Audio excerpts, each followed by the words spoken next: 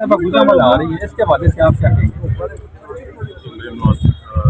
आ रही हैं। पहले भी शवल ने मिशन का शानदार तरीके से इस्तेमाल किया। आज भी इंशाल्लाह नई मिसाल कायम होगी।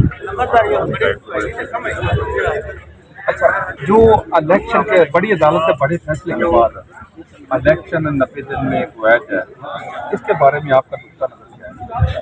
जो कि हालात है मिशन की जो बदहाली है इस टाइम हालात में और अवाम की सूरत हाल है इन हालात में इलेक्शन का हमें तो पॉसिबल नजर नहीं आता। फैसला लिया जाता है, फैसले भी जो इस तरह के आ रहे हैं सब हम सबके सामने ही है। लेकिन फिलहाल नज़र नहीं आता कि ऐसी कोई पॉसिबिलिटी है कि इन हालात के अंदर इलेक्शन की तरफ जाया जाए।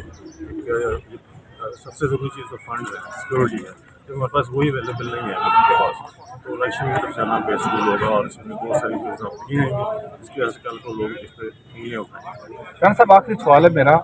अवामी फैसले अक्सरियत में नून लीग के हक में आए हैं, लेकिन अदलिया के फैसले अदारों के फैसले आपके खिलाफ हैं, इसके बारे में आप क्या कहेंगे?